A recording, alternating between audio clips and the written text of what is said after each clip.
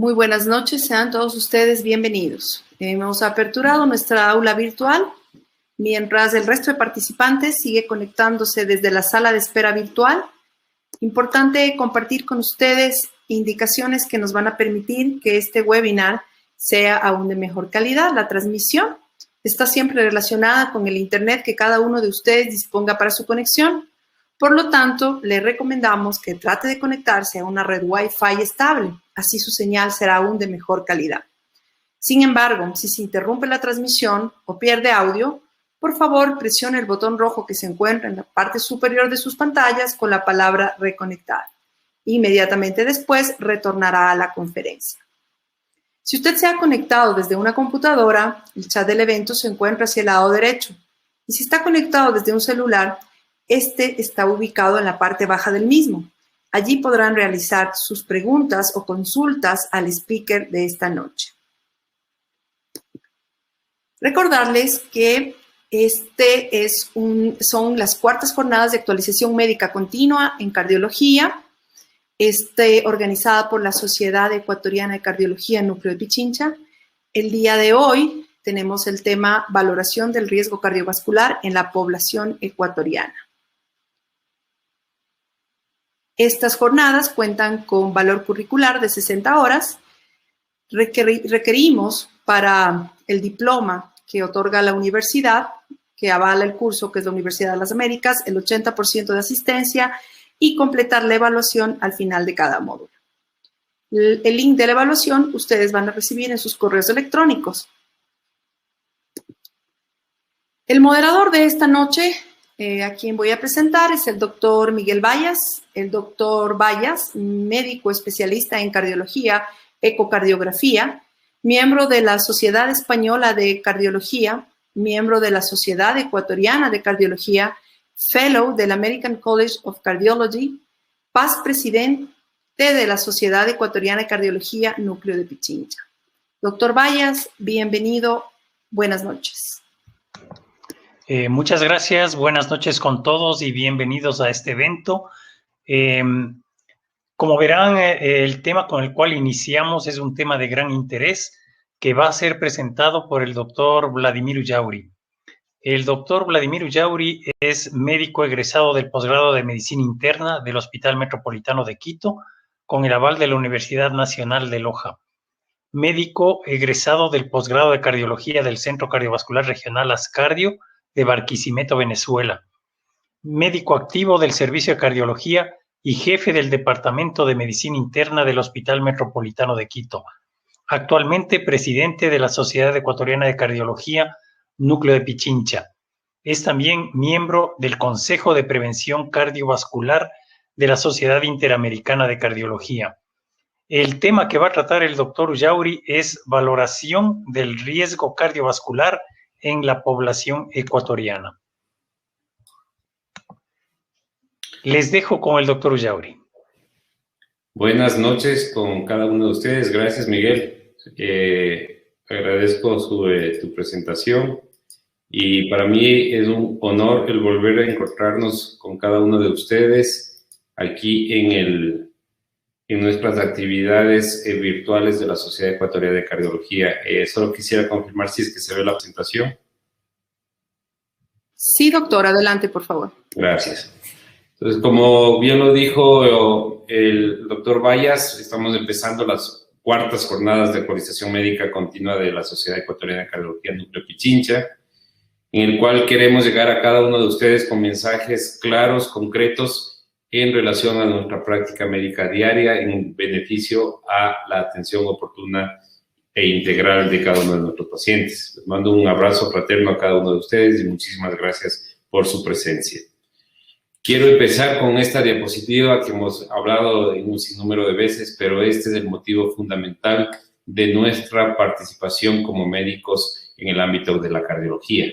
Sabemos claramente que las enfermedades cardiovasculares es un capítulo extenso, que tienen un componente fundamental que es la aterosclerosis y que estas enfermedades cardiovasculares están constituidas principalmente por la enfermedad arterial coronaria, responsables principalmente de los infartos agudos del miocardio y cardiopatías isquémicas crónicas, Las enfermedades cerebrovasculares responsables de las enfermedades trombóticas vasculares, hemorrágicas vasculares cerebrales, y las enfermedades arteriales periféricas, como obviamente les causan afectación en la circulación de extremidades inferiores. De acuerdo a la carga y a la asociación de múltiples factores de riesgo, estas pueden estar de manera aislada o concomitantemente presentadas en el mismo paciente y teniendo una prevalencia distinta pero significativa en cada una de ellas. Debemos tener claro que la patología como tal se desarrolla en el transcurso de las primeras décadas de la vida, y hoy por hoy inclusive ya se tiene claro que desde la niñez se desarrollan factores ateroscleróticos que van a desarrollar la aterosclerosis en el transcurso de los años. Sin lugar a dudas, obviamente, a partir de la tercera y cuarta década de la vida toma un escenario fundamental de prioridad y de cuidado en cuestión de diagnóstico y tratamiento oportuno. ¿Y eso es por qué? Porque nosotros sabemos que todas estas enfermedades cardiovasculares llegan a desarrollarse en el transcurso de los años con la múltiple asociación de factores de riesgo, como son la dislipidemia, la hipertensión arterial, el tabaquismo y la diabetes, las cuales van a empezar a activar un fenómeno de alteraciones a nivel del endotelio vascular, y por ende se llegará a desarrollar ya patologías como tal, como la hipertensión arterial, el riesgo y la presencia de un infarto cardíaco, un ictus cerebral, conllevando a una insuficiencia cardíaca, falla multiorgánica y muerte del paciente.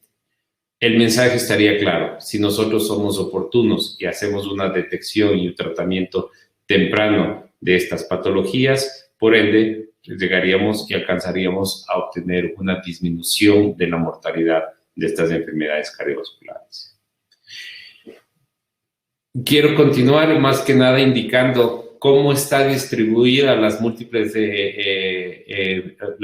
la mortalidad de las enfermedades cardiovasculares a nivel del mundo, a nivel de nuestro país. Fíjense en este cuadro la distribución de la mortalidad por la edad por cada 100.000 habitantes en un periodo desde el 1990 al 2016, y nosotros estaríamos, al igual que los países del Pacífico Sur, tendríamos unas tasas de mortalidad relativamente bajas comparadas igual con Estados Unidos, y que obviamente se constituyen en el grupo de países de bajo riesgo, al igual que España, y en contraparte la región de Europa del Este y Asia serían países de alto riesgo cardiovascular. Y eso es importante que nosotros definamos también en este registro que se publicó a finales del 2020, en donde las causas de muerte por enfermedades cardiovasculares están bien establecidas a nivel mundial, y las encabeza la enfermedad arterial coronaria, seguida por enfermedades cerebrovasculares como el stroke y la enfermedad hemorrágica, la hemorragia cerebral, que es muy importante también a considerar, y algo que también lo tenemos nosotros muy presente y muy frecuente es la enfermedad cardíaca hipertensiva. Fíjense que este cuadro les traje porque es interesante que a lo largo de los 30 últimos años, básicamente los factores de riesgo siguen siendo en igual magnitud, sin mayor modificación, excepto la leve reducción del consumo de tabaco, pero en contraparte, fíjense el incremento del aumento de la masa, del índice de masa corporal, aumento del peso en la población en general. Es decir, nosotros debemos hacer intervención. Fíjense que estos factores nosotros podemos controlar oportunamente y deberíamos hacerlo para obtener un resultado fundamental, que es la reducción de las enfermedades cardiovasculares.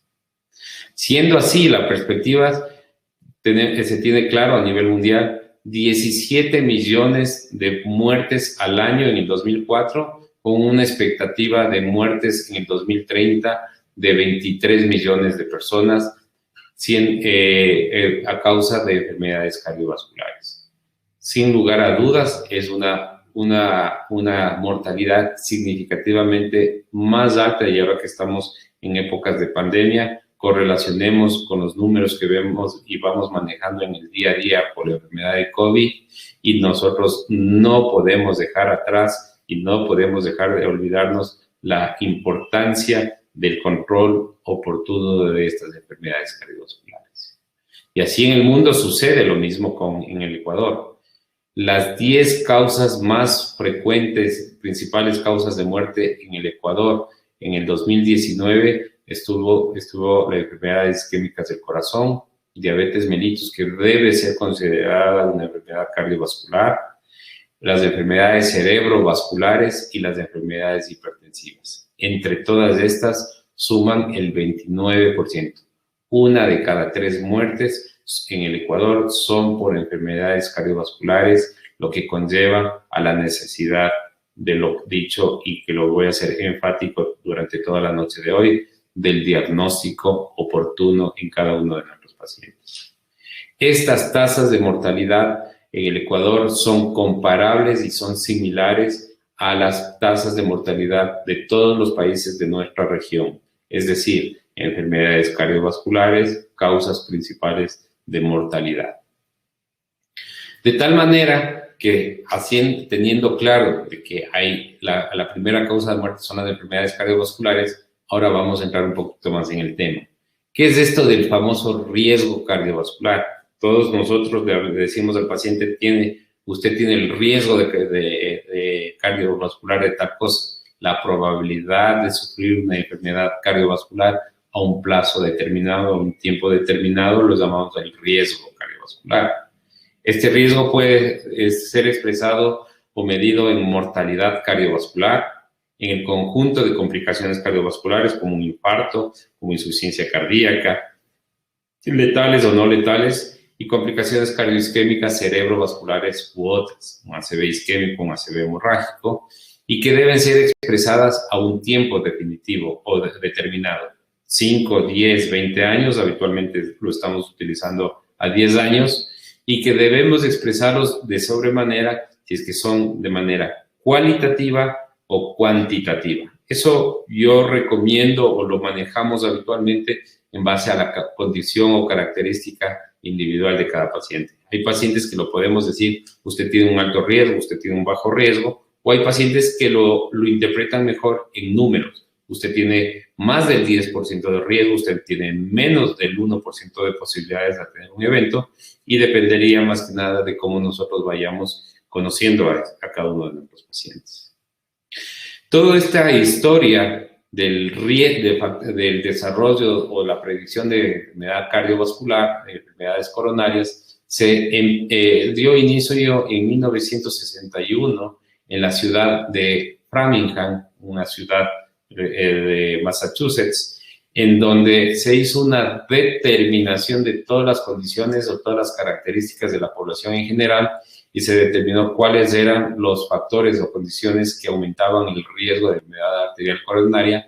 Fíjense, en un inicio fue un seguimiento de 6 años, y se determinó que la hipertensión arterial, que el sobrepeso, que el colesterol alto eran los causantes de enfermedades cardiovasculares. Hoy por hoy se está manejando ya, se hace el seguimiento inclusive de los nietos de la corte original del estudio Framingham.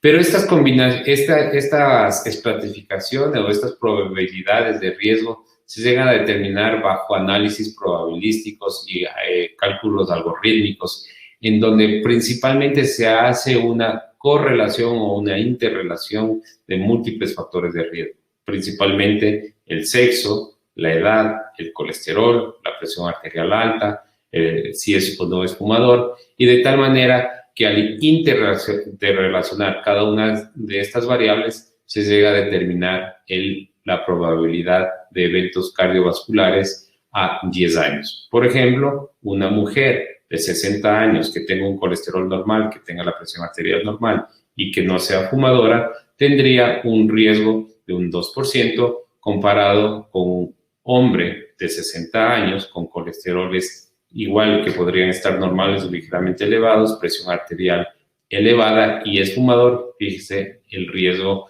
del 21% de eventos cardiovasculares. A lo largo de los años y a lo largo de las múltiples investigaciones se han ido correlacionando y buscando variables que sean más, que fortalezcan más la posibilidad de diagnosticar la probabilidad de eventos cardiovasculares. Hay múltiples escalas de riesgos en donde también se han evaluado estas escalas de riesgo y se ha logrado determinar que una correcta estimación de riesgo con todas las herramientas que tenemos se alcanzan tan solo el 50% independientemente que sea un médico de cuidados primarios o un especialista. Es decir, nos faltan muchas herramientas, nos falta mucho poder de análisis para poder determinar con mayor exactitud los distintos eventos coronarios o eventos cardiovasculares. Sin embargo, hay un 30% igual para médicos primarios especialistas que llegan a subdiagnosticar y por tal motivo concluyo y hago énfasis que nos hace falta conseguir herramientas que fortalezcan nuestra estimación de riesgo. De tal manera que el riesgo cardiovascular total, estaríamos hablando que es el producto, es la interacción o es la conjugación de los múltiples factores de riesgo en una persona determinada y que vamos a buscar una escala de riesgo que nos facilite el estimar esa probabilidad. Nosotros como médicos debemos acostumbrarnos a tener una escala fundamental. Acostúmbrense no por lo más sofisticada que sea, sino por la facilidad de uso. En nuestro país no tenemos una escala de estratificación, en nuestra región no la tenemos. Les doy un adelanto, estamos trabajando en la Sociedad Interamericana de Cardiología para llegar a desarrollar nuestra escala de riesgo regional latinoamericana, pero hasta el momento no tenemos algo bien establecido. Hay validaciones en Colombia, hay validaciones en España de la europea o de la americana de cardiología para poder asimilar o acercarse a una estratificación algo más real a la población. Estas son las escalas que habitualmente se han venido utilizando. Nosotros vemos en el lado izquierdo los nombres de las escalas, por ejemplo, Framingham y SCORE, que son las más utilizadas. Fíjense en la segunda columna el número de variables que se utilizan para poder estratificar el riesgo. Vamos a decir Framingham, edad, sexo, presión arterial, tabaquismo, niveles de colesterol total y HDL. En cambio, el SCORE son las mismas, más la prevalencia de enfermedad arterial coronaria en la población. Este es un punto muy importante de la escala del SCORE, porque en SCORE, la europea, me refiero a la europea, logró discernir en dos poblaciones de alto riesgo y poblaciones de bajo riesgo, correlacionadas con la prevalencia de enfermedad cardiovascular y la mortalidad cardiovascular en esas poblaciones. Es decir, que las poblaciones que tienen una mortalidad más baja serían las poblaciones de bajo riesgo comparados con las poblaciones con mayor mortalidad, serían las poblaciones de alto riesgo. Ese es un dato muy diferente, muy válido, en el cual nosotros como región latinoamericana nos tomamos las pautas de una población de bajo riesgo cardiovascular. Fíjense de igual manera que en todas las escalas van a evaluar uno o dos o tres desenlaces fundamentales: angina de pecho, infarto, muerte súbita, mortalidad coronaria, mortalidad cerebrovascular o la mortalidad por todas las causas. En general, como ustedes logran ver aquí, los desenlaces son fundamentalmente variables, pero llevan en general a la presencia o no de eventos cardiovasculares mayores.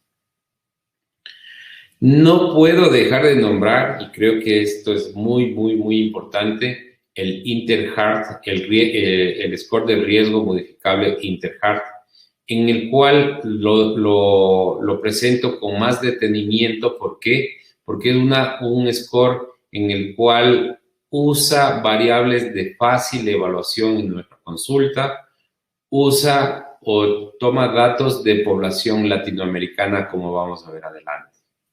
De tal manera que las variables que utilizó el score de riesgo Interheart es los niveles de colesteroles, la presencia de tabaquismo activo, la presencia de tabaquismo pasivo, la presencia de diabetes, hipertensión, evaluó la obesidad abdominal, la relación cintura-cadera. Sabemos que es un marcador más específico como riesgo cardiovascular.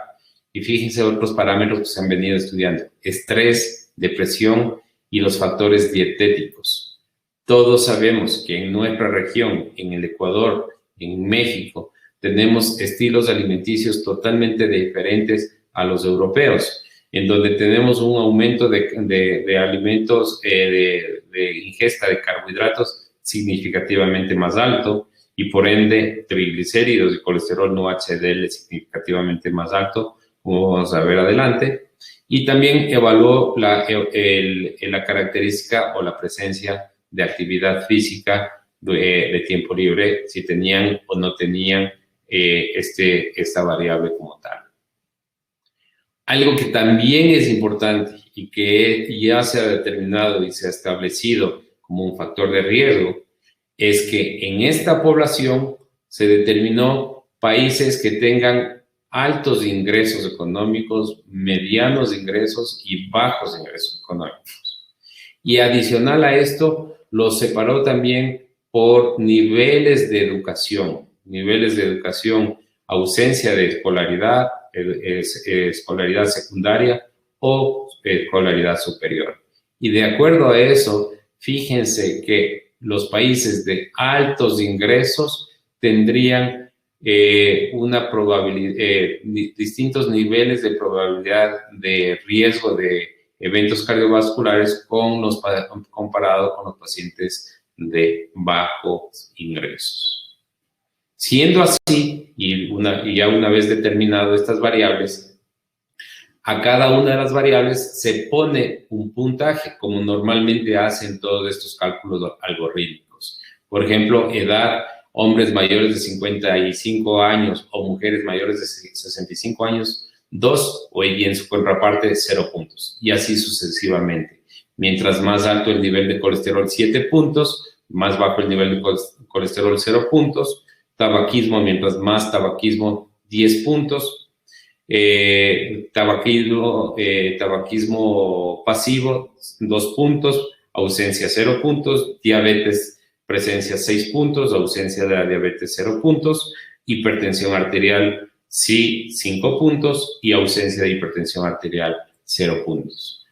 Se hace una sumatoria total de esto, de las características de cada paciente, y se obtendría un valor que lo vamos a ver en base a la validación como se ha registrado.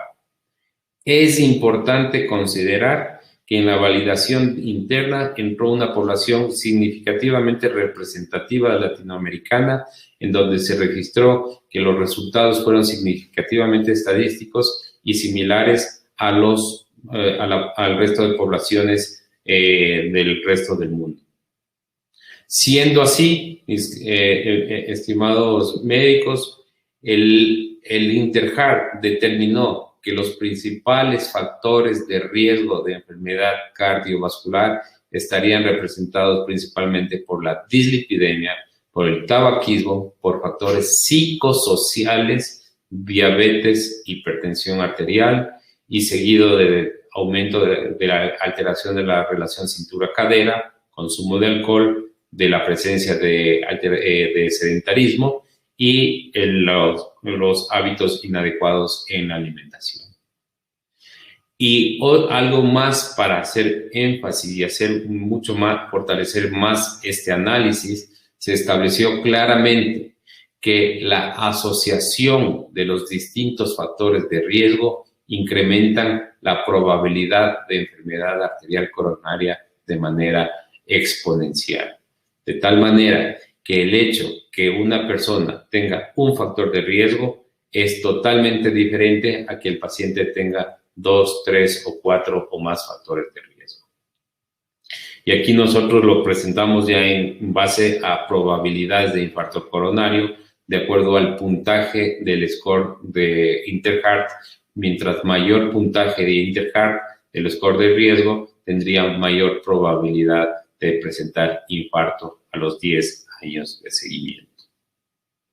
Este score de Interheart fue también validado con el riesgo de infarto en otra corte, EPIDRIM, en donde correlacionó que el score de Interheart de 0 a 4, una probabilidad de riesgo al año de 0.04, a los 3.5 años de 0.12, con una sensibilidad del 93% y una especificidad del 18%. De acuerdo a las escalas de riesgo, estas validaciones han sido oportunas y muy útiles para nuestra utilización.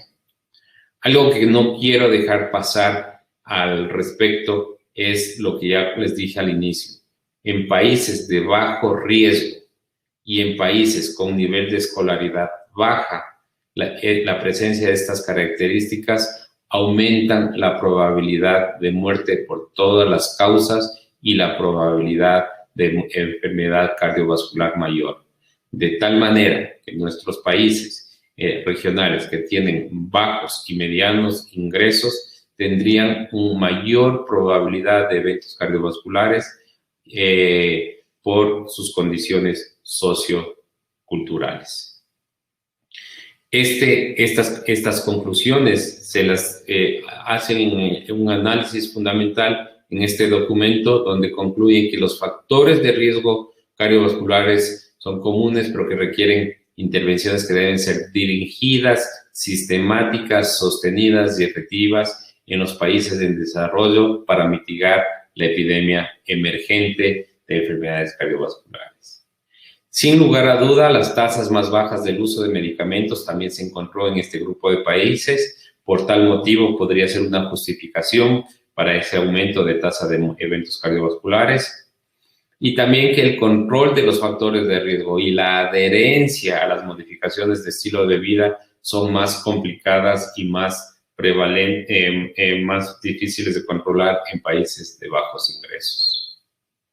Volviendo un poquito a la estratificación de riesgo cardiovascular, esta es la escala inicial que dio pauta para todos estos análisis, que es Framingham, que incluye edad, niveles de colesterol, niveles de presión arterial, tabaquismo y niveles de colesterol HDL para llegar a precisar que un puntaje y una probabilidad de riesgo de enfermedad cardiovascular.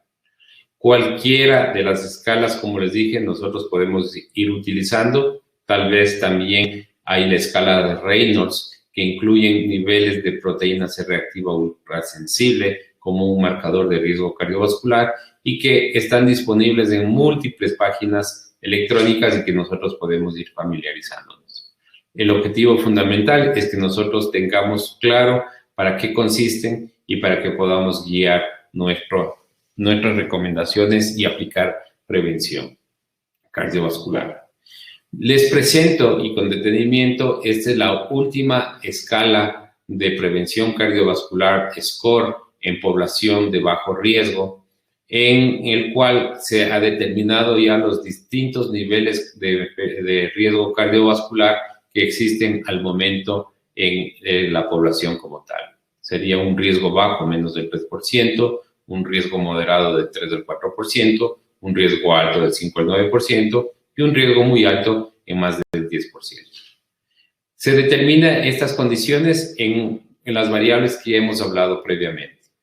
Variables de niveles de colesterol, variables de niveles de presión arterial, presencia o no de tabaquismo y las variables que no son controlables, el género y la edad. De tal manera que esta es la escala que hoy por hoy podríamos nosotros recomendar para la estratificación de cada uno de nuestros pacientes. Como ustedes se dan cuenta, en esta escala se incluye únicamente a población mayor de 40 años y hay ocasiones en que nosotros no podemos determinar riesgos o no se recomienda establecer ese tipo de escala en poblaciones menores de 40 años, para lo cual la recomendación es estratificarlo según el riesgo relativo. Es decir, comparar a una persona de la misma edad con una u otra característica y poder decirle que tiene un riesgo relativo de 1 o hasta 12 comparado con una persona que no tenga dicha característica. Es decir, una persona que tenga un colesterol normal, que no sea fumador y que tenga la presión arterial normal, tendría un riesgo de 1 comparado con una persona que sea de las mismas características del colesterol, mismos valores de presión arterial, pero que sea fumador, esta persona tendría 3 veces más riesgo de tener enfermedad cardiovascular comparado con la persona que no fumaba. No puedo dejar de decirlo porque obviamente es un organismo mundial, la Organización Mundial de la Salud también incluye y las logra estratificar en regiones o en niveles a los distintos países de las Américas. Fíjense, nivel A, Canadá, Cuba, Estados Unidos. Nivel B está la mayor parte de países y nivel D está Ecuador, Bolivia, Guatemala, Haití, Nicaragua, Perú. Y esto está básicamente relacionado con los niveles de salud pública y con los niveles de prevalencia de enfermedades cardiovasculares. Aquí no me voy a hacer mayor énfasis porque son tablas muy parecidas en donde analizan poblaciones con diabetes, sin diabetes, y de acuerdo al nivel en que se encuentran en cada una de las poblaciones. Pero todo esto que les he hablado, quiero que se consolide en el siguiente punto. ¿A quiénes vamos a hacer estimación de riesgo cardiovascular? Y esto me permito poner la referencia de la Sociedad Europea de Cardiología en las últimas guías del 2019, en donde se recomienda la estimación de riesgo total mediante estos scores en los pacientes asintomáticos mayores de 40 años, sin evidencia de enfermedad cardiovascular previa, sin presencia de diabetes, enfermedad renal o hipercolesterolemia por encima de 90 años. Y además se recomienda que los individuos que nosotros ya les estratificamos previamente y que caían en el nivel alto o muy alto riesgo y que se han identificado sobre la base de enfermedad cardiovascular documentada, diabetes, enfermedad renal, niveles de altos de colesterol, insuficiencia cardíaca o un riesgo score muy alto, se recomienda que se consideren prioritarios, ojo, prioritarios. ¿Para qué? No solo para decir está en alto riesgo, sino para manejar e intervenir oportunamente cada uno de estos factores de riesgo. Las puntuaciones de riesgo desarrolladas en población general no se recomienda para evaluación de riesgo cardiovascular y en personas que tengan diabetes como tal avanzada, porque obviamente ya sabemos que esas personas ya van a tener riesgo cardiovascular alto. Hay muchos factores de riesgo que obviamente pueden modificar nuestro score. Y recuerden que estos scores de riesgo son una guía para facilitar el manejo y las recomendaciones generales. Pero todos estos factores que están viendo ustedes aquí, marginación social, obesidad, sedentarismo, estrés, antecedentes familiares, enfermedades autoinmunitarias, presencia o no de enfermedades infecciosas, fibrilación auricular, daños estructurales cardíacos, apnea obstructiva del sueño y enfermedad renal crónica no son considerados habitualmente en los scores y pueden aumentar la probabilidad de eventos cardiovasculares, la presencia o no de estas condiciones. Así que hay que individualizar y caracterizar a cada uno de estos pacientes. En el transcurso de los últimos años ha tomado énfasis esto. Cuando nosotros hacemos un análisis clínico y una probabilidad pretest con características clínicas y máximo con el colesterol, podríamos tener solo un 50% de certeza, como vimos en la lámina anterior. De tal manera que hoy por hoy sí hay recomendaciones en un nivel no muy fuerte todavía, pero estoy seguro que van a ir tomando más fuerza en el transcurso de los siguientes años, la carga o la presencia de placas arteriales en el eco carotidio femoral para evaluar a los pacientes con bajo riesgo o moderado y tratar de definir si realmente están en bajo riesgo o si es que realmente pueden estar en moderado o alto riesgo. Y el otro punto, que es la evaluación del calcio coronario en la tomografía, en una tomografía de tórax. Puede ser considerado como una presencia de un modificador de riesgo en pacientes asintomáticos. Es decir, el score de calcio coronario podría, y esto es una publicación del mes de noviembre del año anterior, en el cual la asociación de la edad de los múltiples factores de riesgo como tal, como vimos previamente, aumentan la probabilidad de enfermedad arterial coronaria. Y si se asocia los distintos niveles de score de calcio coronario, podríamos tener una mayor exactitud en la probabilidad diagnóstica de enfermedad arterial coronaria. O como también en un paciente que esté en un nivel intermedio de enfermedad arterial coronaria, pero tenga un score de calcio de 0, lo vamos a catalogar o lo vamos a regrupar en un paciente realmente de bajo riesgo cardiovascular, y por ende podríamos tener más exactitud en esa determinación individualizada del paciente. ¿Y para qué nos ha servido todo esto? Para que nosotros ya tengamos acciones, y estas acciones, estas medidas estratégicas van a ser, pues se va a llamar prevención cardiovascular. Y la prevención cardiovascular son el conjunto de estrategias para mejorar el nivel de lípidos, para mejorar el control de presión arterial, para disminuir y erradicar el tabaquismo, controlar la obesidad y la diabetes. De tal manera que cada uno de nosotros debemos tener un plan de prevención cardiovascular en casa, en nuestros pacientes, a nivel de nuestra población y en términos generales a todo nivel. Esto sí se ha establecido, que la prevención, ya sea por medios, por cambios de estilos de vida, que por ahí debemos empezar, o con medicación, son estrategias ampliamente rentables en cuestión de salud pública. Disminuye las complicaciones de eventos cardiovasculares mayores, hospitalizaciones, y lo que implica un gasto público el manejo de este tipo de patologías como tal. De tal manera que nosotros, cuando aplicamos prevención cardiovascular, debemos empezar con esto, con las medidas para implementar estilos de vida saludables, y porque van a ser más rentables que las intervenciones farmacológicas poblacionales. Lamentablemente, la implementación de estilos de vida saludables a nivel de nuestra población en general son las que menos éxito tienen. Pónganle ustedes a un paciente y dígale: haga dieta y ejercicio.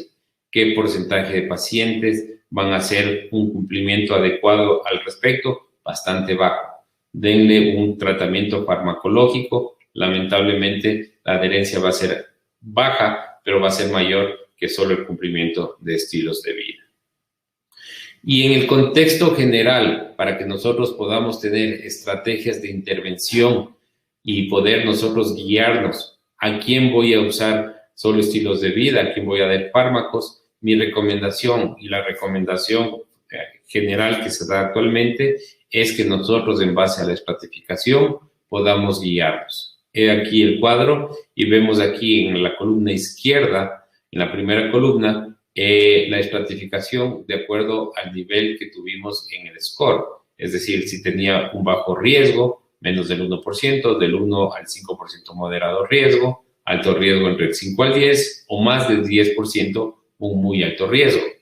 En estos pacientes se los interacciona con los distintos niveles de colesterol. Mientras más alto, mayor riesgo tendrá, indudablemente.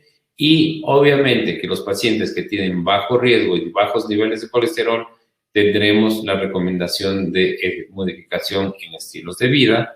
En contraparte, que los pacientes que tienen niveles altos de riesgo y altos niveles de score de riesgo tendrán intervenciones de estilos de vida con uso concomitante de fármacos.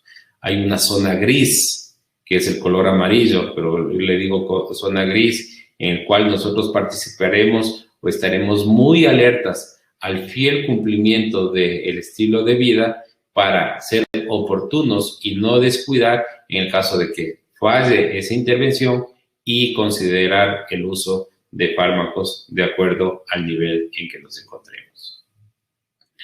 De tal manera, y como para dar pautas, esto no es una charla para hablar sobre todas las recomendaciones, sino cómo íbamos a especificar a cada uno de nuestros pacientes, pero creo que es importante que traigamos a colación todas las recomendaciones que se hacen de medidas no farmacológicas en cada uno de nuestros pacientes para prevención de enfermedades cardiovasculares. Debemos tener claro que el paciente debe dejar de fumar, debe tener una dieta baja en grasas saturadas, fundamentalmente, y con un aporte adecuado en verduras, frutas y pescado. Debe hacer ejercicio de actividad moderada por semana de 30 a 60 minutos, al menos de 3 a 5 días. Tener un buen control en el peso, y fíjense que ya se recomienda no solo el control del índice de masa corporal, sino la cintura abdominal. La cintura abdominal en nuestro país también se mantiene por valores más bajos. Hay tablas que recomiendan inclusive bajar la cintura abdominal a valores de 88, menores de 88 en hombres y menores de 76, si no me equivoco, en mujeres, y la presión arterial mantener menos de 140/90. Como términos generales, porque obviamente los niveles de lípidos sí son fundamentales tener en cuenta, recordemos que el paciente puede tener pacientes en riesgo muy alto o riesgo alto, y en aquellos pacientes con riesgo muy alto, la recomendación será la reducción del colesterol LDL en más del 50% y llegar a una meta de colesterol LDL a menos de 55 miligramos por decilitro. ¿Con qué? Usando las estatinas. Aquí en nuestro medio, en Ecuador, sé que hay asistentes de otros países. Nosotros en Ecuador tenemos estatinas y ezetimibe, no tenemos inhibidores de los PCSK9, y el tratamiento deberá ser enérgico con estatinas de alta intensidad, que son atorvastatina y rosuvastatina. Pacientes de alto riesgo, que tendremos son los que alcanzan con obtener la reducción del colesterol LDL de más del 50%, pero con la meta que será de alcanzar un LDL menor de 70 miligramos por decilitro. En aquellos pacientes de moderado riesgo, alcanzar un objetivo de LDL de menos de 100, y en bajo riesgo, menos de 116. Nuestra población en general, si nosotros hacemos un análisis de los pacientes que llegan a nuestra consulta, habitualmente tenemos una población en moderado riesgo, y recuerden que la meta será menos de 100 miligramos por decilitro. Otro punto que es recomendado y que es importante y muy fácil de calcular es el colesterol no HDL. Todas esas moléculas de baja densidad, de las VLDL, los kilomicrones, todo el colesterol malo suma este colesterol, el cálculo que se obtiene a través del colesterol no HDL. Y nosotros podemos obtener referencias o patrones de metas óptimas teniendo en cuenta los distintos niveles de riesgo. Riesgo muy alto, riesgo moderado, y tener valores de menos de 85, de menos de 100 o de menos de 130 respectivamente de colesterol no HDL. La apolipoproteína B no usamos nosotros de rutina en nuestro medio. Los triglicéridos nosotros no tenemos como una referencia exacta, pero se recomienda como un objetivo de algún riesgo cardiovascular o de alguna disminución de riesgo de tener unos niveles de triglicéridos menos de 150, y más que nada por la asociación de la dislipidemia aterogénica, en donde tendríamos HDLs bajos y triglicéridos altos. Y no olvidar que nuestros pacientes en general deberán tener siempre una evaluación inicial cuando evaluamos un riesgo cardiovascular, una evaluación de hemoglobina glicosilada, en donde nos interesará saber que tengan una hemoglobina glicosilada menos de 7. Hablando al respecto de las recomendaciones, la OMS también habla sobre las distintas recomendaciones, por ejemplo, del abandono del tabaco y de acuerdo al riesgo cardiovascular que tenga el paciente.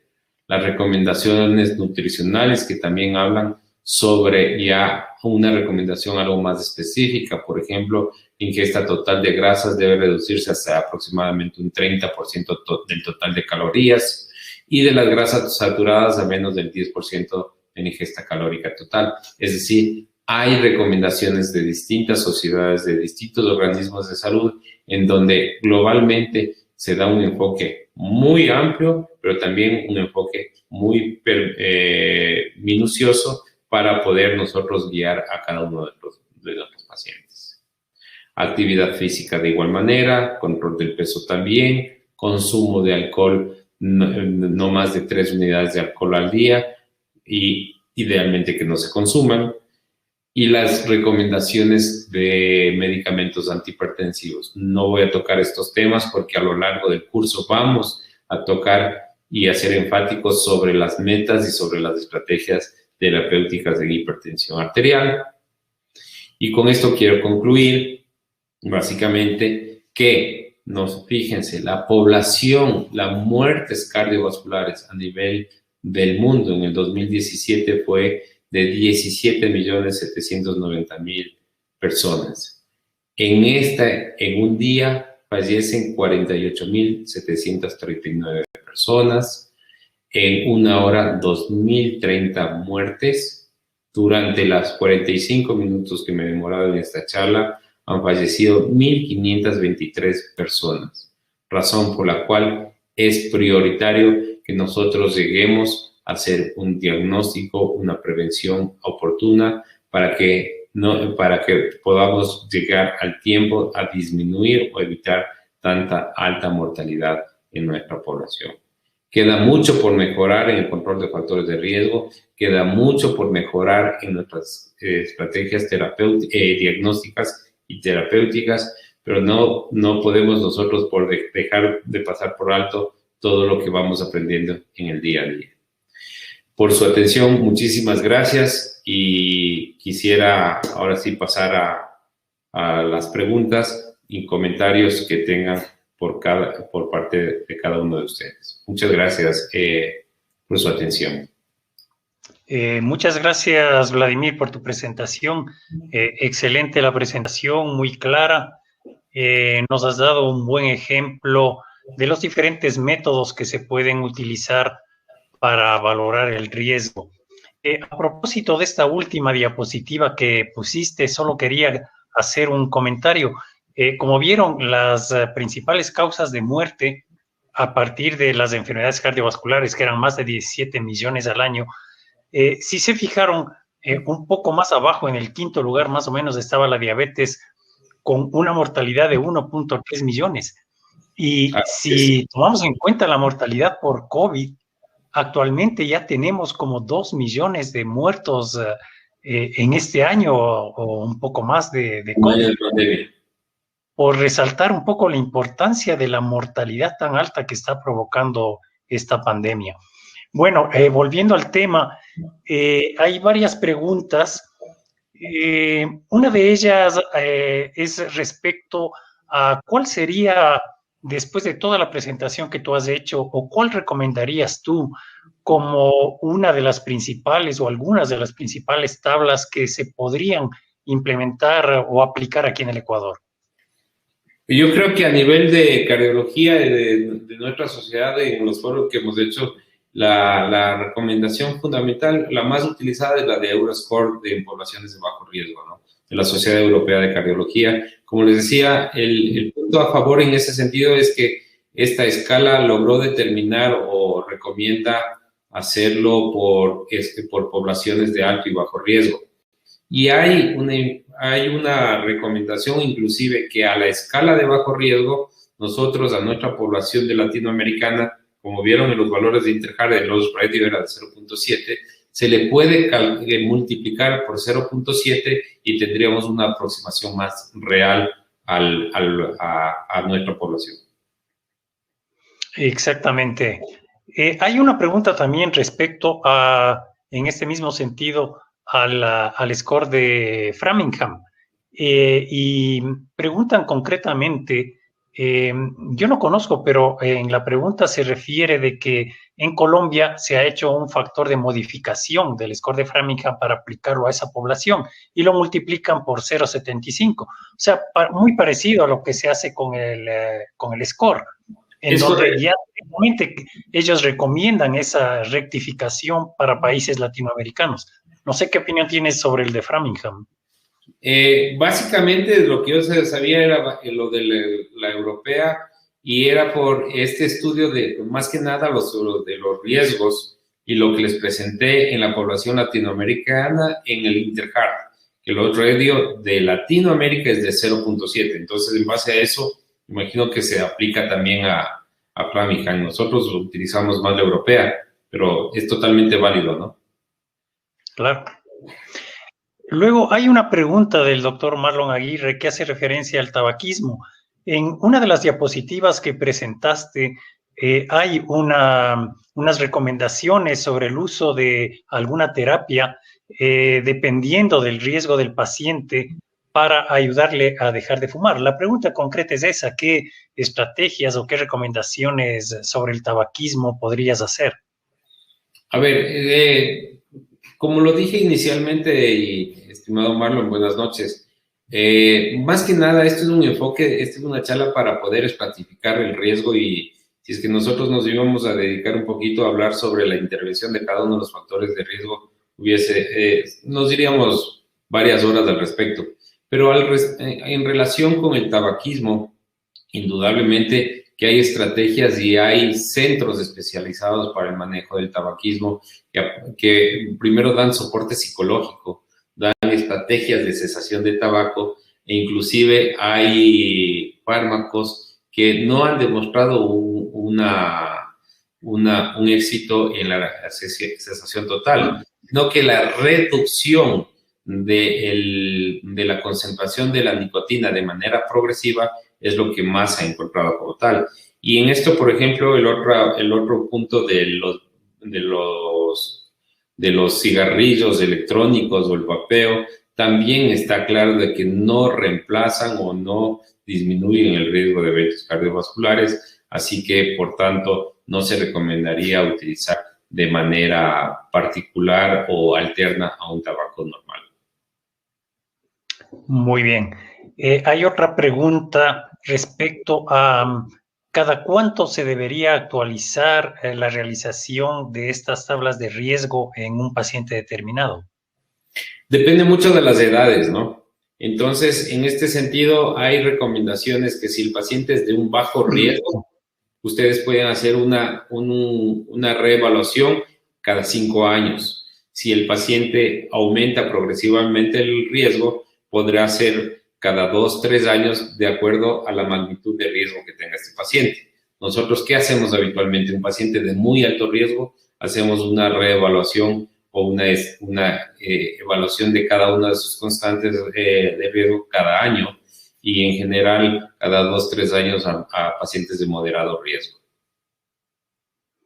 Muy bien. Otra pregunta dice, en el nivel primario de atención, en el cual muchas veces no se dispone de exámenes de laboratorio, ¿cómo recomendaría hacer la valoración del riesgo?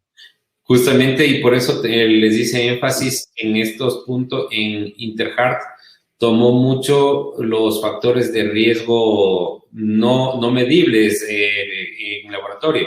Fíjense que tomó niveles socioculturales, socioeconómicos, la carga de estrés, el sedentarismo, el estrés. Entonces, el score de InterHeart exclusivamente lo único que pidió ahí como valor adicional fue el colesterol, pero sin colesterol nosotros también podríamos tener un acercamiento bastante cercano. Indudablemente que mientras menos variables cuantificables y objetivas tengamos, vamos a tener mayor riesgo o menor exactitud en la aproximación diagnóstica de cada uno de nuestros pacientes.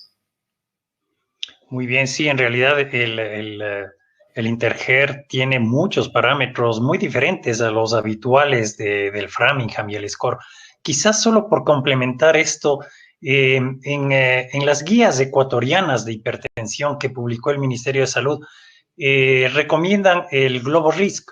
El GloboRisk tiene una parte, una valoración sin exámenes de laboratorio y otra con exámenes de laboratorio, y tiene además aplicaciones para nuestros países latinoamericanos. Concretamente en esa guía se había elegido esta tabla para valoración de riesgo, el GloboRisk.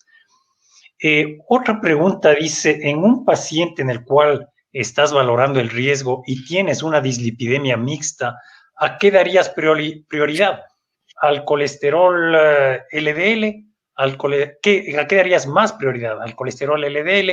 ¿Al colesterol no HDL? ¿O a los triglicéridos? Todos los estudios de mortalidad han demostrado básicamente, o sea, primero para estratificar riesgo, fíjense que colesterol total. Nosotros en las escalas de riesgo evalúan como riesgo niveles de colesterol, pero como metas el colesterol LDL. Entonces, podría responderte en dos partes. Si yo voy a estratificar, si tiene el paciente un nivel de colesterol muy alto, ya utilizo eso como primera variable.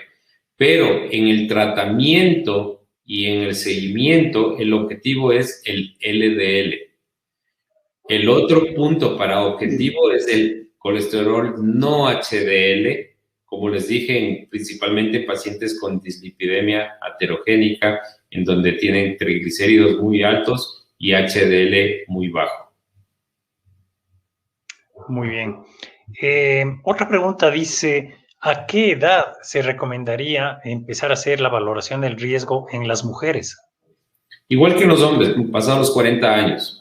Lo que sucede es que se conoce que el aumento del riesgo cardiovascular en la mujer está relacionado con la etapa de la menopausia, pero más sin embargo se recomienda, y como vieron las tablas que están a disponibilidad en la población en general, es pasado los 40 años, excepto, y ojo que tengamos en cuenta que la dislipidemia familiar nos obliga a que independientemente de la edad, sea hombre o mujer, hagamos una estratificación personalizada y nosotros saquemos un cálculo de riesgo relativo, como habíamos puesto en ese cuadro, y aplica muy bien en cualquier población. Y voy a poner un ejemplo: un paciente que haya tenido un síndrome coronario agudo a los 50 años y se determina que tiene una dislipidemia de tipo familiar, indudablemente el hijo que tiene 20 años necesita ser estratificado.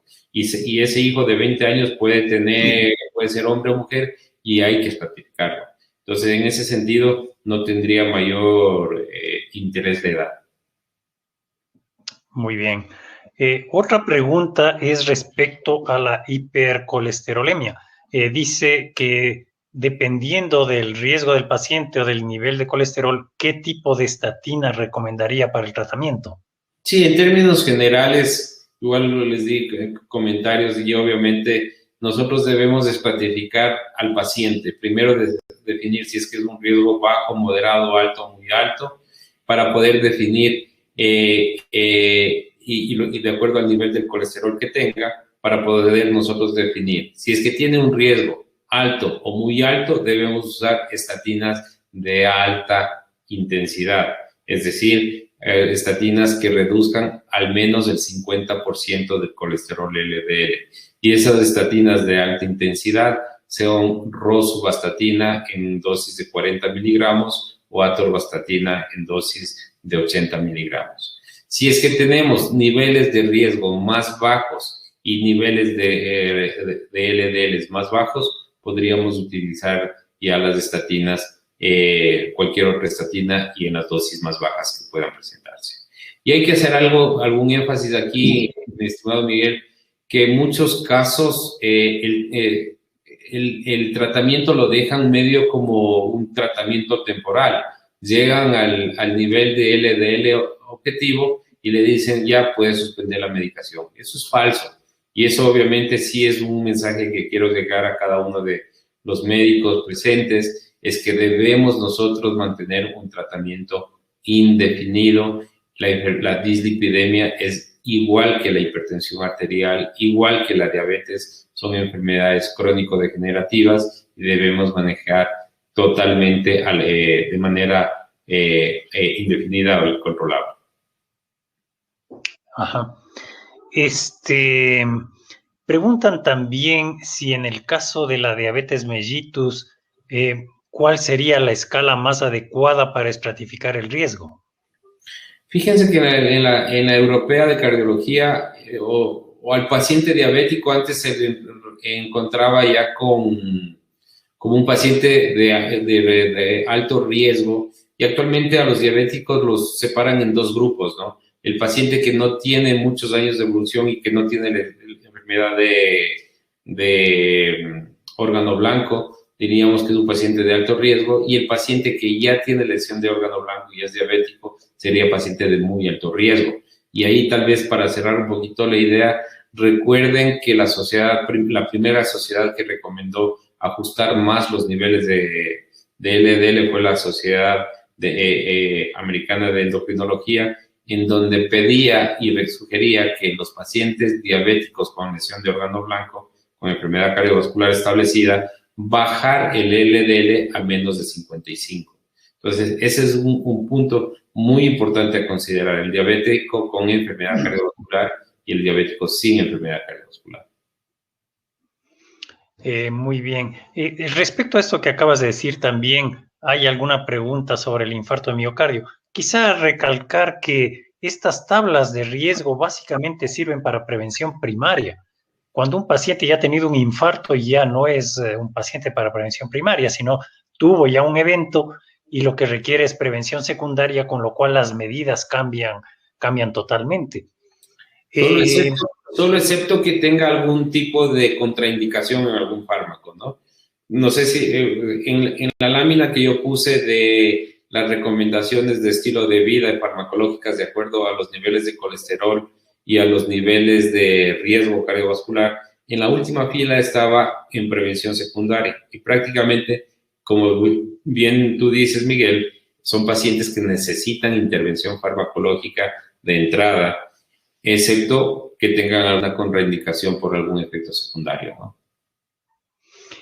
Otra pregunta se refiere a la tabla de SCORE, que como tú presentaste, está hecha básicamente hasta pacientes de 70 años. Y dice la pregunta, si un paciente tiene más de 75 años, ¿cómo se haría la recomendación de valoración y de tratamiento de ese paciente, sobre todo para el uso de estatinas? Muy, muy, muy interesante ese tema, porque ha sido un tema muy controversial a nivel de distintos foros de los congresos internacionales de cardiología y de todas las sociedades científicas. Mas, sin embargo, en el Congreso Europeo de Cardiología del 2020, en el Congreso, ¿cómo se llama? En el Congreso Virtual de la Sociedad Europea, se presentó el beneficio de intervención en pacientes sin enfermedad cardiovascular mayores de 80 años usando estatinas, en donde se vio el beneficio como tal comparado con pacientes que ya habían tenido eventos cardiovasculares previos. En general, no hay una tabla, no hay un score para pacientes mayores, octogenarios como se dice, pero sí hay evidencia que al tratarlos en pacientes que tengan dislipidemia, que tengan riesgo cardiovascular, no por la edad, sino por las otras constantes, se vería el beneficio como tal en este grupo de población. Otra pregunta relacionada con esto también dice si un paciente es diabético y si ya por ser diabético tiene alto riesgo, si se debería asociar como prevención una estatina. En el paciente diabético, si es que tiene lesión de órgano blanco, sí. Y obviamente debemos nosotros, no se olviden, y manejemos nosotros nuestros niveles de riesgo. El paciente diabético sin lesión de órgano blanco lo vamos a tener un LDL menos de 55. Paciente diabético sin lesión de órgano blanco, sin evento cardiovascular, un LDL de menos de 70. Es decir, si tenemos que darle para llegar a esas... no creo que haya un diabético que tenga un LDL sin estatina menos de 70. Entonces, debe recibir estatina, sin lugar a duda. Perfecto. Hay algunas otras preguntas así muy puntuales, pero que hacen referencia más a tratamientos como de la obesidad o de la hipertrigliceridemia, que quizá no viene mucho al caso, sobre todo la relacionada con obesidad, pero en el caso de la hipertrigliceridemia, ¿hay alguna preocupación sobre el uso del gemfibrosil? Teniendo, dice, como un colesterol total y un LDL normal y triglicéridos altos. No sé por qué hay alguna preocupación respecto al uso de gemfibrosil. No sé cuál es tu opinión. Recuerden que las recomendaciones actuales del control de triglicéridos y de hipertrigliceridemia es el uso de fibratos, pero asociados a estatinas. Y el fibrato que está recomendado por seguridad del paciente es el fenofibrato. De tal manera que la asociación fenofibrato-rosuvastatina-atorvastatina es una estrategia viable para el control de triglicéridos y de LDL. Si es que nosotros vamos a manejar exclusivamente triglicéridos elevados y que el paciente no tenga una hipercolesterolemia, el uso del gemfibrosilo estaría basado básicamente en el nivel o en el poder de reducción aislado de los triglicéridos. Pero en riesgo cardiovascular, los fibratos no han demostrado un beneficio como tal de reducción de riesgo, excepto si están combinados con estatinas y principalmente y exclusivamente el fenofibrato. Muy bien, bueno, muchas gracias. Creo que hemos cumplido ya una hora o un poco más de esta charla. Creo que he visto las principales preguntas que han surgido. Te agradezco mucho por tu presentación, agradezco a todos los asistentes y creo que por esta noche terminaríamos con este evento. Muchísimas gracias, Miguel, también por tu participación y bueno, están todos invitados al siguiente tema la próxima semana, que es la utilidad de métodos diagnósticos de enfermedad cardiovascular. A cada uno de ustedes que tengan muy buenas noches y gracias por su presencia. Buenas noches.